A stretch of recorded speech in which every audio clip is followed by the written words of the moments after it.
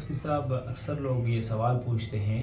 کہ جس طریقے سے ہمارے یہاں ایک رواج چل چکا ہے کہ کوئی بھی شخص شہید ہو جاتا ہے یا مر جاتا ہے تو اس کا جس پارٹی سے تعلق ہوتا ہے یا جس کسی سے اس کا تعلق ہوتا ہے اسی چیز کا پرچم اس کے جو ہے تابوت کے اوپر رکھا جاتا ہے یا اسی طریقے سے اس کے قبر کے اوپر رکھا جاتا ہے۔ اس بارے میں ہماری رہنمائی فرمائیں کہ جو پرچم رکھنا ہے اس کے بارے میں شریعت کا کیا حکم ہے؟ دیکھیں، جو پرچم ہوتا ہے وہ کسی ملک کا ایک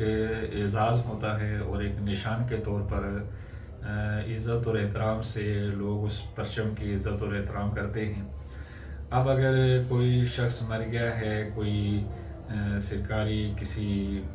اس میں عہدے میں ہے یا کسی میدان جہاد کے اندر ہے یا سرحدوں پر ہے اور کوئی شخص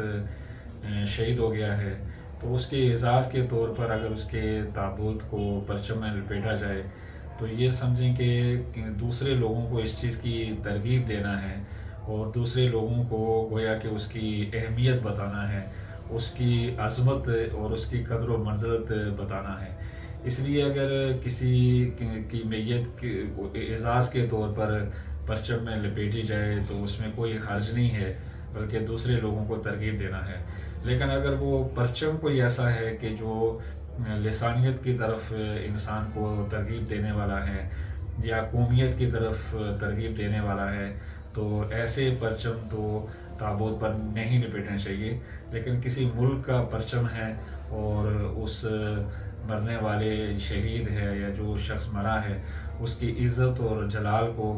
واضح کرنے کے لیے اگر اس پرچم میں لپیٹ دیا جاتا ہے تو اس میں کوئی حرج نہیں ہے، شریعت میں وہ ممنوع نہیں ہے۔